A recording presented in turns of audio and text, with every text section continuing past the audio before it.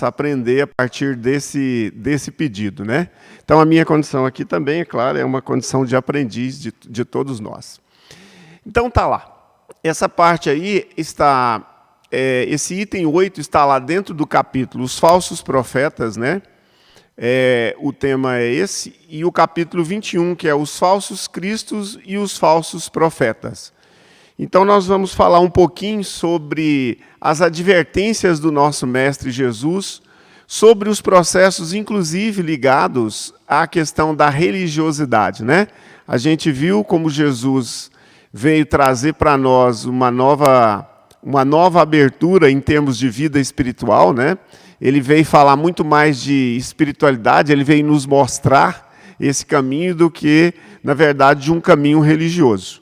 Então, eu acredito que nós vamos poder trazer alguns informes e o objetivo é fazer algumas reflexões, né? Eu vou pegar lá o item 1, que está lá no capítulo 21, para a gente começar por aí, que diz assim lá, ó, que está lá em Lucas. Conhece a árvore-se pelo fruto. A árvore que produz maus frutos não é boa, e a árvore que produz bons frutos não é má. Porquanto cada árvore se conhece pelo seu próprio fruto. Não se colhem figos nos espinheiros, nem cachos de uvas nas sarças.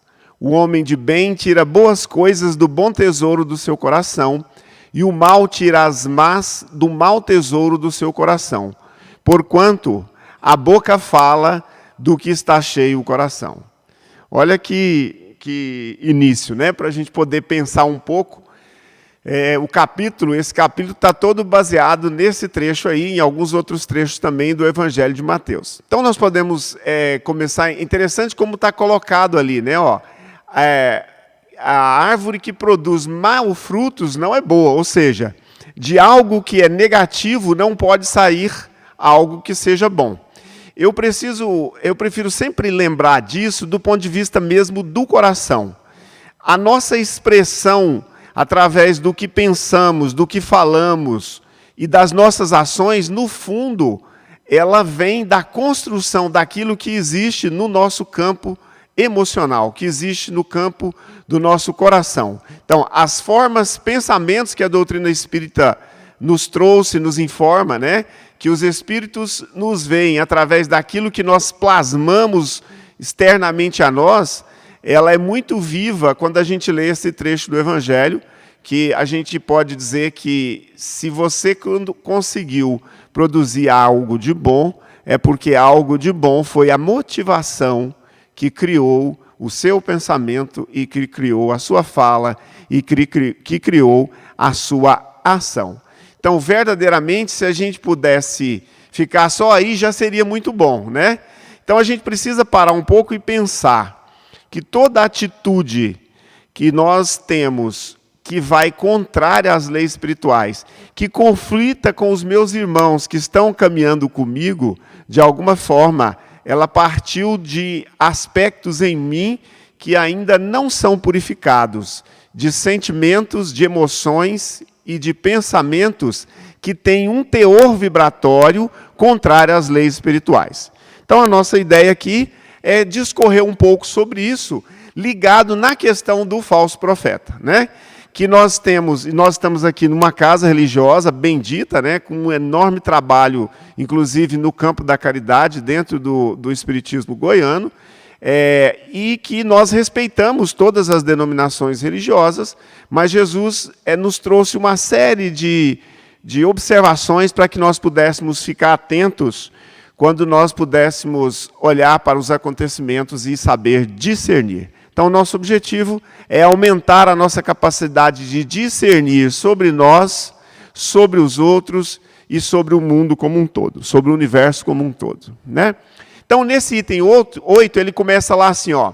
Se vos disserem, palavras do próprio Jesus, traduzidas lá, colocadas no Evangelho de Mateus. O Cristo está aqui, não vades, ao contrário, tende-vos em guarda, porquanto numerosos serão os falsos profetas. Então, aqui Jesus já nos dá uma ideia de como seria esse futuro, né? Há 2000 anos atrás, conhecendo o que ele conhecia da alma humana, né?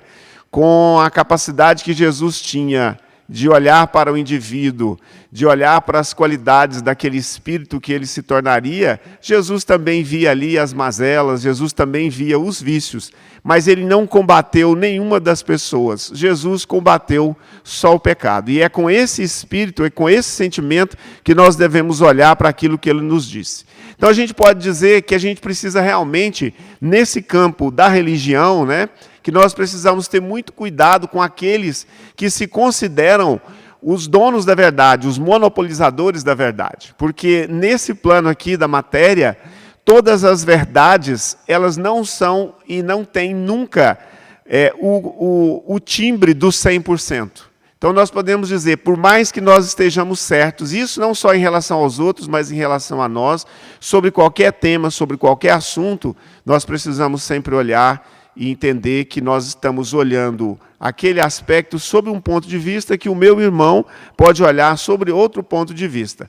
Então, quando você vê, do ponto de vista da religião, aqueles que se dizem, vamos dizer assim, os salvadores do mundo, aqueles que dizem aos outros aquilo que eles devem ser, como eles devem fazer, nós precisamos ter cuidado. A doutrina espírita, ela em si, ela não existe como um fim. A doutrina espírita, ela existe como um meio, né? Eu estou aqui olhando, se não fosse esses meus óculos aqui, que corrigem os meus 5 graus de miopia, né, eu não estaria enxergando os próprios slides que eu fiz. Então a gente precisa olhar a doutrina espírita e a religião como, no geral, né, porque a doutrina espírita ela é uma ciência de base, ela é uma filosofia de base científica com efeito ético-moral. A gente não deveria nem considerar ela como uma religião. Ela tem aspectos ligados ao ser cristão, que é o aspecto religioso da doutrina espírita. Mas toda religião ela deve ser vista como um instrumento que vai corrigir provavelmente as minhas distorções, que vai me colocar em condições de voltar a fazer o processo de conexão comigo mesmo, que é o processo da palavra religare, em latim, que nos permite fazer esse caminho de volta em direção a nós mesmos. E é nesse tema aí que a gente vai colocar, então, o tema dos falsos profetas, né? Então, nesse campo do religare, nós podemos dizer, então, que o conceito que está colocado, inclusive nesse capítulo 21 lá por Kardec, é de que é todo aquele enviado por Deus com a missão de instruir os homens e de lhes revelar as coisas ocultas e os mistérios da vida espiritual.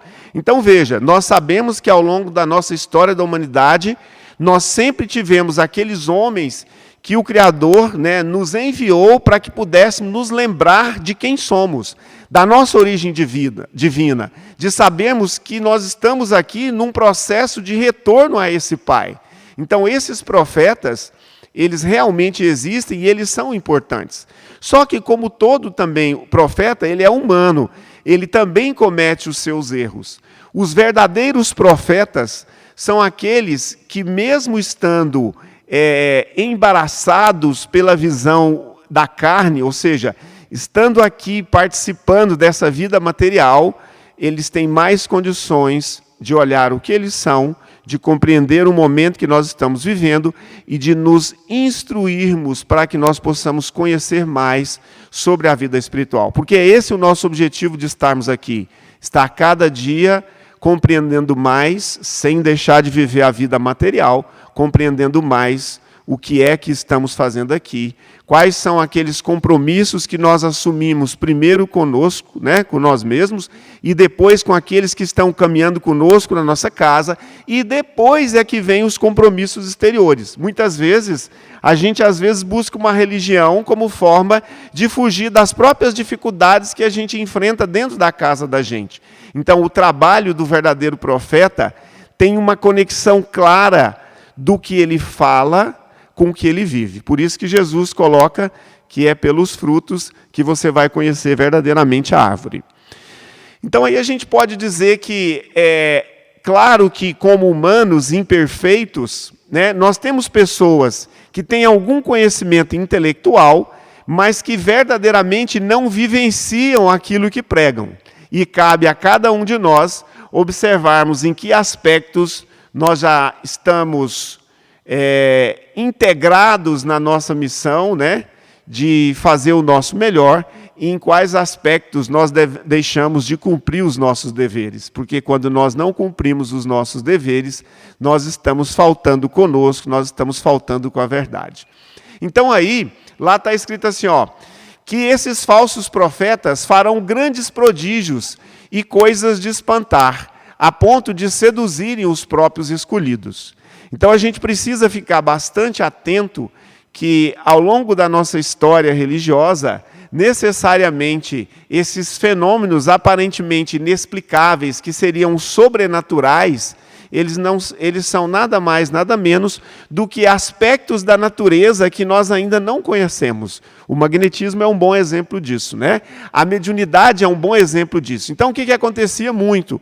O indivíduo apresentava alguma clareaudiência, alguma vidência, ele apresentava alguma característica que saía do que eles consideravam normal, esse indivíduo já era considerado como se ele fosse alguém que Deus colocou o dedo e mandou ele aqui para a Terra para guiar todos nós.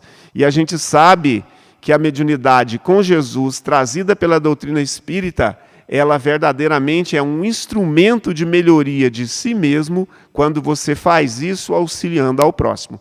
Então, muito do processo dos profetas, daqueles que tinham alguma característica que era chamada especial, que nada mais, nada menos a doutrina explica, que é uma característica orgânica, né? Que não tem nenhuma especialidade na mediunidade. Que a mediunidade em si, ela não está colocada só para aqueles que têm uma moral ilibada, né? Porque se fosse também a mediunidade vir só para quem tem esse desenvolvimento moral, nós nem estaríamos conectando com o mundo espiritual, porque nós todos estamos ainda em processo, em crescimento. Mas então, como que era usada isso em termos de mediunidade, né?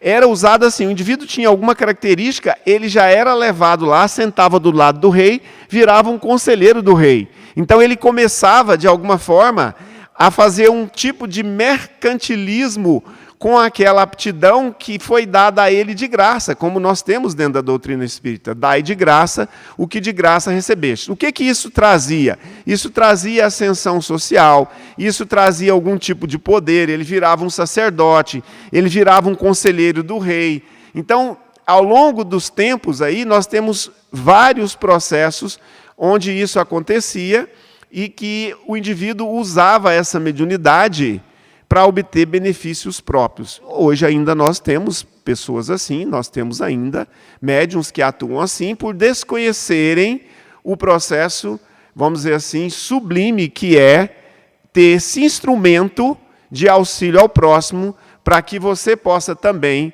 se redimir dos seus atos do passado, daqueles aspectos onde você também usou mal a mediunidade. Eu lembrei agora o meu amigo Zé Vieira, que eu já falei nele aqui várias vezes, que já passou para o plano de lá.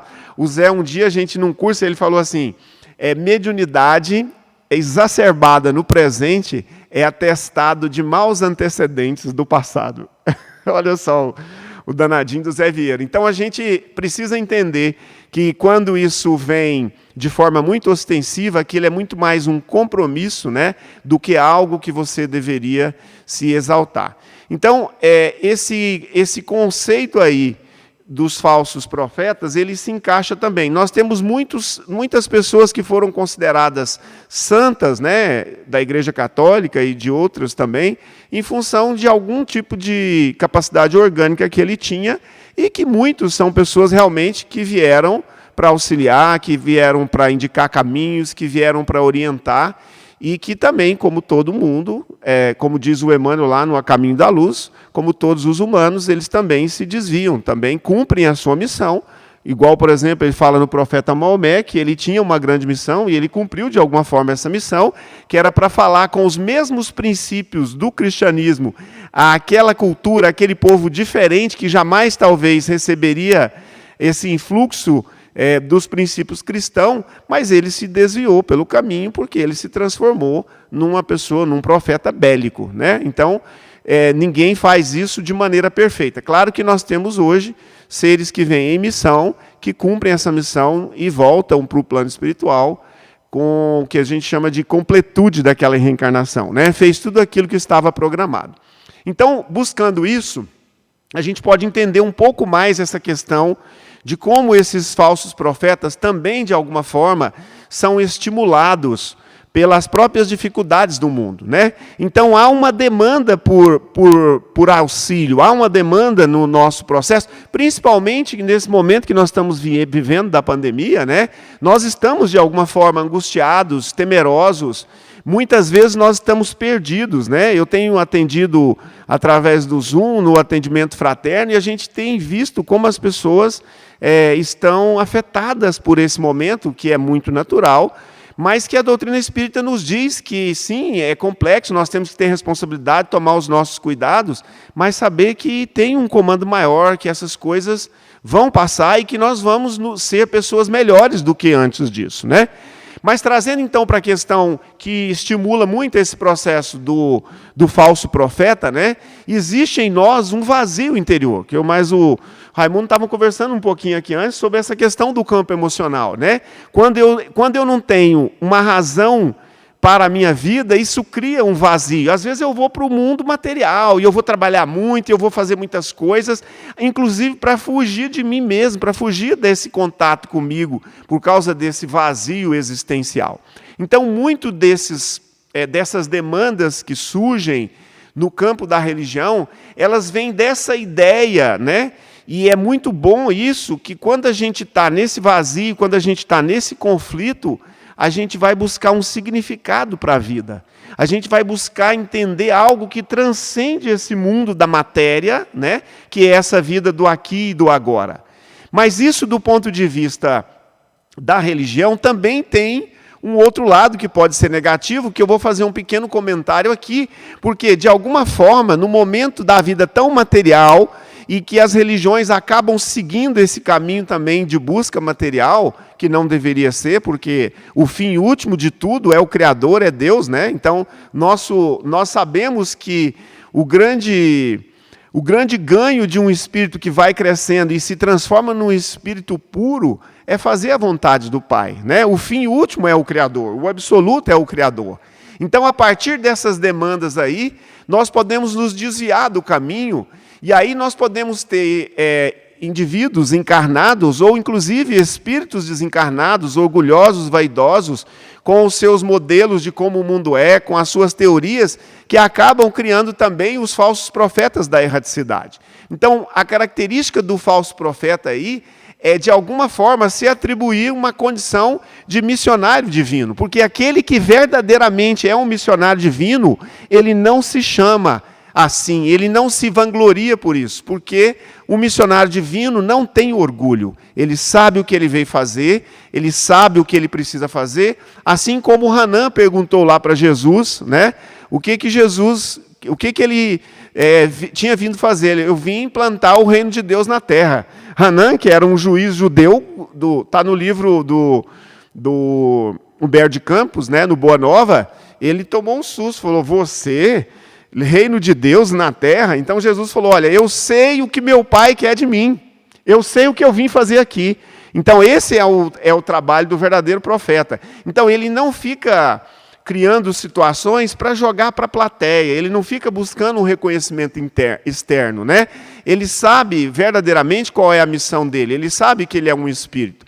Então, esse processo todo, quando nós temos dentro do nosso coração egoísmo, orgulho, vaidade, que nós precisamos da aprovação externa, isso é um ponto que pode nos colocar nessa questão de irmos pelos caminhos equivocados, né? A gente vai abordar isso mais à frente um pouquinho dentro da nossa individualidade, que é o último tópico aqui do nosso estudo de hoje. Então a gente percebe que ao longo da história da religião, e naquela época já existia a questão da intermediação. Então, você está com um problema, você tem uma dificuldade, você vem aqui, eu vou, perante essas divindades, eu vou ser o intermediário, e eu vou, de alguma forma, cobrar de você, pode não ser monetariamente, né? Mas eu vou cobrar de você algo, uma submissão, ou vou dizer para você como você tem que ser, como você tem que se comportar, dessas coisas espirituais. E a gente sabe que o caminho não é esse, porque o mestre nos disse que cada um pode entrar para dentro da sua casa, fechar a porta do seu quarto e fazer a sua conexão com Deus, com o Criador, porque o Criador está dentro de cada um de nós. E eu não estou dizendo aqui que as religiões não são importantes, elas são muito importantes, porque elas nos trazem e nos lembram aqueles aspectos que ao longo do processo nosso de afastamento de Deus, nós nos esquecemos da nossa origem divina, da nossa essência divina, né? Então, esses falsos profetas, na verdade, eles têm um coração cheio de interesses que não são os espirituais, são os interesses puramente materiais, revestidos, digamos assim, dessa aura de espiritual. E isso cria um mercado de Deus. Eu não estou falando, gente, só daquela época onde isso já existia, né? Onde os animais eram doados lá para o grande sinédrio, lá onde eles sacrificavam, vendiam os animais. A gente está falando disso no geral, e aqui não é crítica a nenhuma religião. A crítica aqui é a mim mesmo, porque, de alguma forma, todos nós já passamos por essas experiências. Então, aí a gente percebe, e hoje isso está muito mais na moda, né, que existe um rebanho, né, que é criado um rebanho, e eu, de alguma forma, como um pastor, vou senhorear esse rebanho, vou conduzir esse rebanho, mas faço isso com intuitos de busca de ganhos materiais, né? Então, esse é mais ou menos uma ideia, uma das razões pelas quais não é a única, né? Mas a gente sabe que muitos desses falsos profetas, inclusive nos dias de hoje, que falam em nome do Cristo, que falam em nome de Jesus, mas que têm interesses que conflitam. É interessante a gente ver alguns discursos, né, que conflitam fortemente, que quando ele fala, é como se saísse faísca da boca, que quando ele fala, é como se ele criasse separação, é como se ele criasse cisânia, é como se criasse conflito, né? E a gente sabe que aqueles que vêm verdadeiramente em nome do Mestre vão transformar o mundo sendo brando e pacíficos e humildes de coração. Então, de alguma forma, Jesus quebra esse paradigma, porque ele nos diz que, no fundo, nós não precisamos de intermediário. Nós podemos vir aqui para a irradiação, estudar juntos, né? Nós podemos ir para o Ramatiz nos cursos, nós podemos ir para as obras assistenciais da irradiação, que são muitas, porque ali, quando eu estou atuando na caridade, né, na benevolência, na indulgência, no perdão das ofensas, eu estou deixando de lado o meu egoísmo e estou dando um pouco de mim, do meu tempo, da minha energia para auxiliar o outro. Então, nesse momento, eu estou também, de alguma forma, em prece, eu estou também em oração. Então, Jesus quebra esse paradigma e, de alguma forma, é por isso que ele foi perseguido, é por isso que ele foi condenado, e é por isso que ele foi crucificado, né? Porque é muito revolucionário. Era revolucionário há 2000 anos e continua sendo revolucionário hoje, para a gente dar uma olhada como a gente caminha, como a doutrina espírita, como o Consolador prometido, como ela já nos traz uma nova visão da caridade, uma nova visão do auxílio ao próximo, né? Que é o lado moral, que é o lado ético-moral da doutrina espírita. Então, Jesus disse, olha, você é que vai fazer o seu caminho, será dado a cada um segundo as suas obras. Você pode ter auxílio, você pode pedir auxílio, você pode orar junto, porque aí a sua energia se soma à energia de outros e você vai usar essa energia para transformar o seu mundo, o seu plano, e ainda o plano espiritual utiliza dessa energia da oração para que as coisas possam ser atendidas, para que as coisas possam ser trabalhadas também nesse plano espiritual, com a energia mento-magnética que nós geramos aqui. Então, a prece, de alguma forma, ela faz com que nós possamos não precisar desses mercadores, né, digamos assim, das coisas espirituais, porque as coisas espirituais estão dentro de nós, porque Deus colocou tudo isso em semente, com todos os potenciais divinos dentro de nós. E na vida pública, né?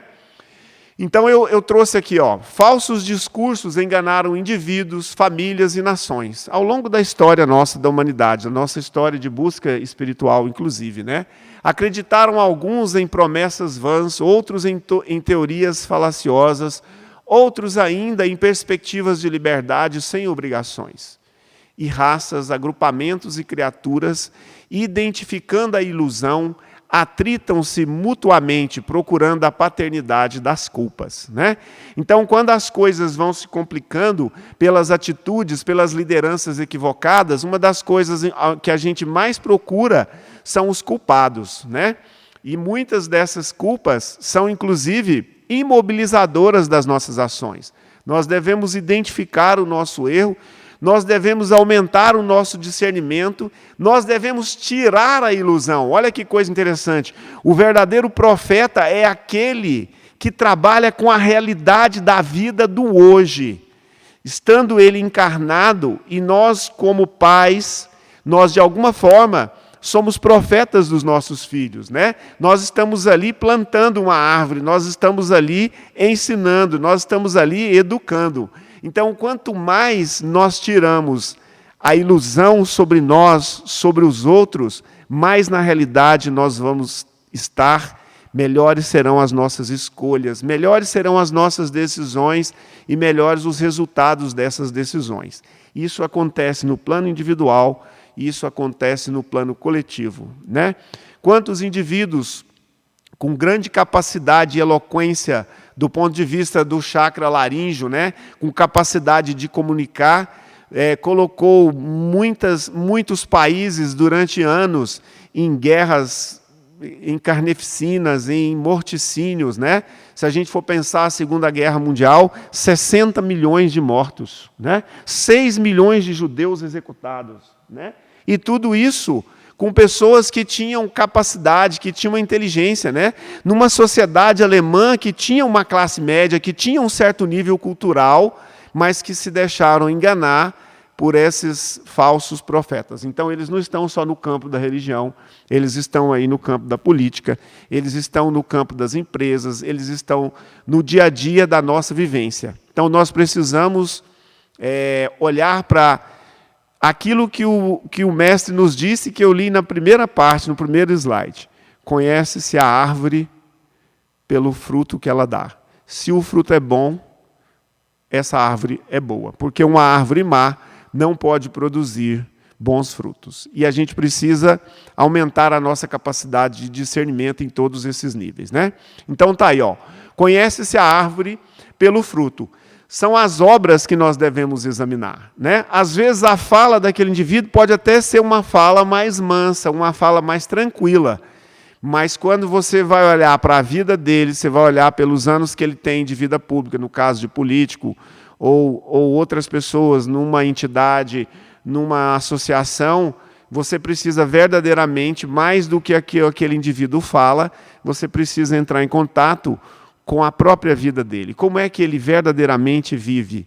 Qual é o grau de congruência que ele tem, de afinidade que ele tem entre o que ele fala e verdadeiramente aquilo que ele pratica? Porque é aí que você conhece verdadeiramente a realidade da situação. Então, o texto lá nos traz, que é um texto de São Luís, que nos diz, virtudes cristãs e eternas, a caridade, o amor, a indulgência, a bondade que concilia os corações. Então, quando você analisa algo, você analisa uma situação, você deve olhá-la sempre sobre a ótica da espiritualidade. Qual que é a ótica da espiritualidade? É a ótica do Espírito eterno. Você nunca deve olhar especificamente só, digamos, esse momento. Você tem que ver o que aquele indivíduo, ao agir ou ao falar, ou através do que ele atua no campo físico, se ele está externalizando a benevolência, se ele está externalizando a bondade, se ele está externalizando o perdão, se aquilo que ele fala aproxima ele dos outros ou afasta ele das outras pessoas. Todas as vezes que nós agimos a partir do nosso coração, num sentimento inferior, na raiva, quando nós estamos na ignorância, quando nós estamos... A ignorância que eu falo no sentido do desconhecer, né? Então, é uma obrigação nossa também para decidirmos e buscar a verdade sobre aquela situação, né? Então, quando nós agimos a partir de um sentimento do egoísmo, a nossa ação exterior ela vai refletir esse egoísmo.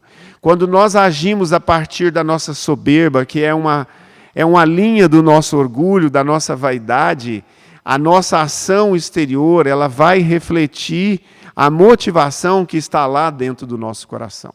Quando nós agimos auxiliando, quando nós agimos cuidando, quando nós agimos, inclusive muitas vezes ficando calados quando nós poderíamos falar, de alguma forma nós estamos sendo caridosos. Quando nós agimos no sentido de permitir que o outro tenha a opinião dele, que o outro tenha as características que são dele, e eu não acredito que eu sou melhor, porque se eu acredito que eu sou melhor, eu acredito que a minha opinião é a certa e a dele é errada. E quando eu acredito que a minha opinião é a certa, a dele é errada, eu estou agindo a partir do meu orgulho, porque eu sei o que é certo e você não sabe, né? A gente trabalha muito assim, sem perceber. Então, quando nós atuamos a partir desse amor, dessa semente que o Criador colocou em nós, que o nosso Mestre alimenta essa energia crística em nós todos os dias, há várias encarnações que Ele vem vibrando para que nós possamos, cada dia mais, deixar essa luz externalizar no mundo exterior, nós estamos verdadeiramente trabalhando como um profeta. Nós estamos fazendo a nossa verdade, nós estamos fazendo o nosso melhor. Caminhando um pouquinho rápido para a gente terminar. E na vida pública ainda. Então, ele coloca lá no texto, porquanto os que ele envia para propagar a sua santa doutrina e regenerar o seu povo, serão, acima de tudo, seguindo-lhe o exemplo, brandos e humildes de coração. Os que hajam com os exemplos e conselhos que prodigalizam de salvar a humanidade, que corre para a perdição e pervaga por caminhos tortuosos, serão essencialmente modestos e humildes. Então a gente precisa entender que essa sociedade que nós construímos, todos nós aqui, nos últimos 200, 300 anos, é uma sociedade muito focada no ter. É uma sociedade focada no ego, no egocentrismo, no eu. Eu tenho que atender a minha necessidade, eu tenho que resolver o meu problema, porque se eu não resolver, ninguém vai resolver, né? Então, não é que a gente não deve olhar para os nossos problemas, né? No Livro dos Espíritos isso é perguntado, Kardec pergunta, qual que é o nosso maior problema? É o apego às nossas necessidades. Nós não nos tornamos imparciais a partir do momento que nós estamos vendo só o nosso lado. Então, quando nós quisermos olhar, mesmo do ponto de vista público, se esse indivíduo é verdadeiramente um enviado de Deus, a gente percebe pelos exemplos que ele traz. Jesus não trabalharia com a disseminação do ódio, Jesus não trabalharia com a disseminação do conflito, Jesus não trabalharia com a disseminação de armamento, Jesus não trabalharia com a disseminação de fake news. Então a gente precisa olhar, cada um tem que fazer a sua avaliação de acordo com as suas fontes, cada um deve ter a sua opinião, mas a gente precisa entender o que a doutrina espírita já nos trouxe. Se a gente olhar lá no Evangelho, ela fala sobre o duelo, né? Então eu já falei muito aqui, qual é hoje a nossa capacidade de duelar? A nossa vontade de duelar, porque a nossa vontade de duelar conta sobre aquilo que está ainda dentro do nosso coração. Então a gente precisa prestar muita atenção, tanto na vida privada, quanto na vida pública, sobre as nossas decisões, porque decisões têm consequências, e as consequências coletivas elas vão cair sobre a coletividade. É assim que é a lei, né? É plantação e colheita. Então aqui eu peguei um trechinho lá da carta de Paulo aos Coríntios 3, onde ele fala assim, porque já é manifesto que vós sois a carta de Cristo, ministrada por nós e escrita não com tinta, mas com o Espírito do Deus vivo, não em tábua de pedra, mas nas tábuas de carne do coração. Eu interpretei como se ele estivesse fazendo uma alusão ao Velho Testamento, onde foram impressos os mandamentos nas tábuas de pedra, né? E aí eu achei muito interessante, porque aqui ele está dizendo o seguinte, ó, que de alguma forma o mensageiro, ele estava escrevendo aí para Coríntios, né, Paulo.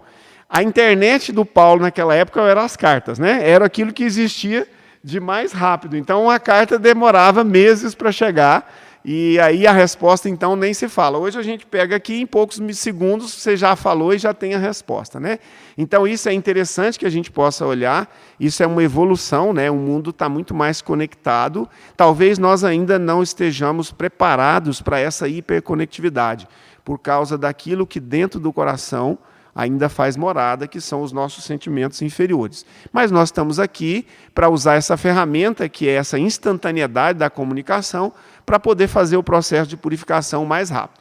Então aí Paulo estava mandando uma carta lá aos trabalhadores de Corinto, dizendo que, no fundo, eles são os mensageiros, eles são o exemplo vivo, né, da mensagem. Então a gente pode olhar, quando um falso profeta, por mais que ele leia, por mais que ele estude, por mais que ele queira se instrumentalizar, vai ter determinados momentos que ele vai funcionar muito mais como um alto-falante, como uma caixa de ressonância, mas ele não vai viver, ele não vai ser o exemplo vivo do Cristo, como o Paulo nos trouxe nessa mensagem, que eu me lembrei dela hoje. De repente veio como se fosse até uma intuição, né? Então, é importante que a gente possa entender que nós não temos como ser um profeta ou um mensageiro do bem se nós não buscarmos isso, se nós não quisermos estudar, se não quisermos nos aprimorar. Então, para ser verdadeiramente alguém que cumpra a sua função da melhor maneira, seja em qualquer área, dentro do seu trabalho ou em qualquer lugar, você vai ter que conhecer o seu trabalho, você vai ter que estudar, você vai ter que se esforçar. Então isso faz parte do processo. Mesmo os falsos mensageiros, eles estão também num processo de aprendizado, né? Porque o próprio fruto que ele constrói, que é a dor e a dificuldade, às vezes, pelo uso inadequado da aptidão que Deus deu a ele, esse retorno também vai vir sobre esse falso profeta, ou sobre esse indivíduo que errou, e é a partir desse próprio mal que eu crio, que ele já se transforma numa alavanca para a minha transformação. Então eu trouxe essa ideia para que a gente possa entender que a gente precisa deixar de ser só o mensageiro e nós precisamos ser a mensagem. A nossa vida precisa ser a mensagem do Cristo. Onde nós estivermos muito longe da perfeição que ainda estamos, que nós possamos fazer o nosso melhor. No falso profeta, ele é muito mais um alto-falante, ele é mais um expressador do que verdadeiramente alguém que vive. E eu acho que talvez o nosso grande exemplo daquilo que vivenciou, né, depois da passagem de Jesus para a vida espiritual, do retorno à vida espiritual, verdadeiramente nós só conhecemos o Evangelho por causa que esse Espírito, Paulo, né, que era Saulo de Tarso, porque ele verdadeiramente se transformou nessa mensagem do Cristo. Ele podia levar pedrada, podia levar paulada, ele podia sair escorraçado das cidades, que ele batia a poeira, levantava e continuava o trabalho dele, sem agredir ninguém, sem ofender ninguém, mas sem deixar de dizer aquilo que ele precisava dizer, né? Então aqui eu trouxe agora a reflexão que fica muito fora quando a gente fala só sobre o lado da religião, né, dos falsos profetas, e na nossa vida privada, na nossa vida particular, dentro da nossa casa. Que tipo de árvore nós temos sido? Verdadeiramente, o que nós temos plantado de bom com aqueles que estão junto conosco, né? Com a nossa família. Mesmo que eu não tenha filhos, mas eu não me casei, eu tenho 3 filhos, mas tem gente que não teve, mas não importa, você convive com alguém. Que tipo de plantação você tem feito? Que tipo de árvore você tem sido, né? Quais são os frutos das suas plantações? E eu acho que isso vale mais até do que às vezes a gente ficar mais numa questão teológica e religiosa, né? Que sementes, então, nós temos plantado? Deixa eu beber uma aguinha aqui que secou.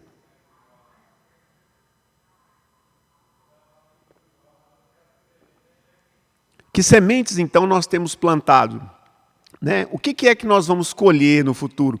Porque é exatamente aquilo que nós estamos plantando é que nós vamos colher.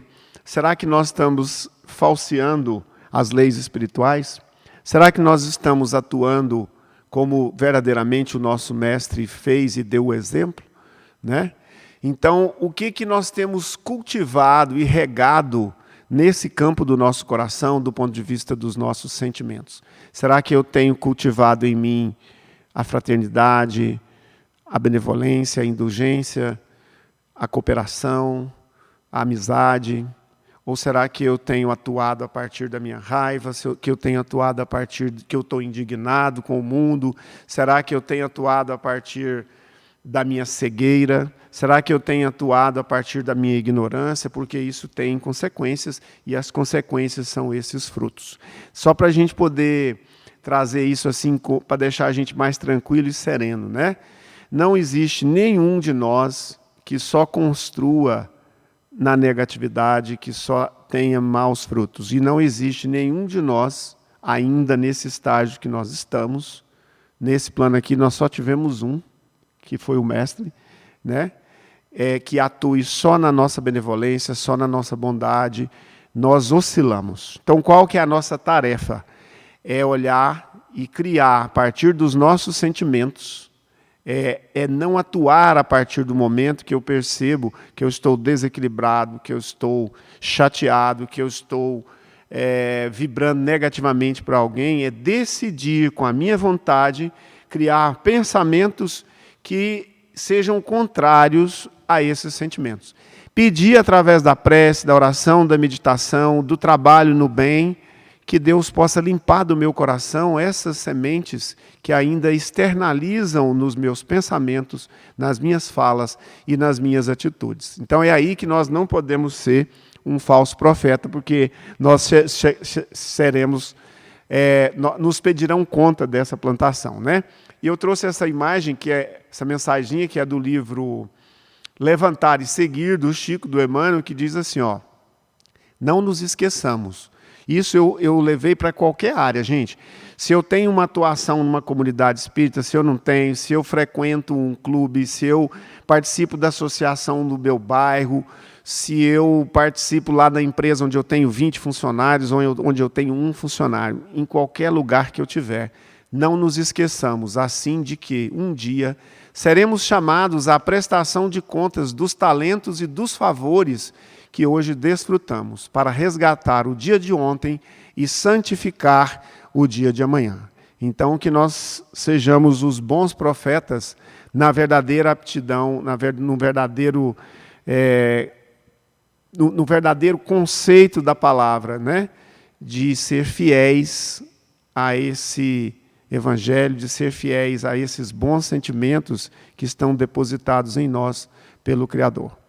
Não sei se eu estou dentro do horário. Estou dentro?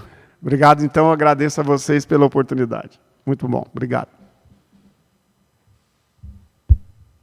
Nosso carinho, nossos agradecimentos aos palestrantes da tarde e noite de hoje, nosso querido Rai, nosso querido irmão João Rocha, pelas colocações, exemplificações que nos motivam a nos tornar pessoas melhores, trazendo-nos um conceito de vida para cada um de nós.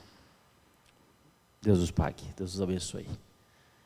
Em tempo ainda, gostaria aqui de rememorar, de recordar, de relembrar, quando no dia de ontem comemorávamos o natalício do nosso então timoneiro, trabalhador da doutrina espírita, Eurípides Barçanufo, quando da data do seu nascimento. Recordamos que Eurípides Barçanufo, um militante dentro da doutrina, e teve o seu início da sua reencarnação nesse orbe, nessa última existência, no ano de 1880, no dia 1º de maio. Então fica aqui as nossas homenagem a esse timoneiro, trabalhador da doutrina, e a ele as nossas sentimentos de gratidão. Passaremos agora à segunda parte da nossa reunião. Momentos sublimes, onde nós buscaremos elevar as nossas sintonias, nossos pensamentos ao Criador da vida, a Deus, aos benfeitores espirituais, à cúpula espiritual dessa casa de oração que nos envolve, procurando através da meditação uma sintonia mais elevada com aqueles que laboram na seara do Cristo, que possamos encontrar essa ressonância, buscando no firmamento o caminho, o canal que nos liga ao Criador. Lembramos numa noite de luar, uma noite estrelada, uma noite de lua cheia, e ali vislumbramos a grandeza do Onipotente, onde tudo se faz presente. Aprendemos que o Criador se expressa às criaturas através de suas obras. Admiramos a floresta no verde inimaginável, com a beleza que nos encanta. E ali nos sentimos parte dela. E ali buscamos energias que nos reconforta, que nos reequilibra. E buscamos através da meditação essa sintonia.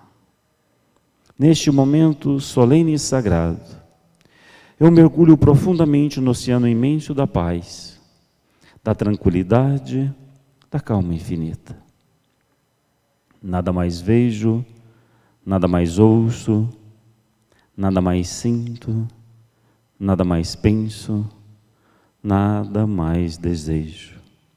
A harmonia cósmica permeia minha alma, minha mente, meu coração e meu corpo.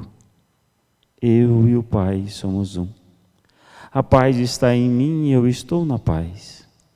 Infinita plenitude da fonte divina, aqui estou com teu canal vazio, água viva da fonte divina da vida, saúde e felicidade. Flui. Flui silenciosamente, poderosamente, jubilosamente. Flui para dentro de mim a plenitude infinita de Deus. Assistidos, acolhidos, amparados pela providência divina.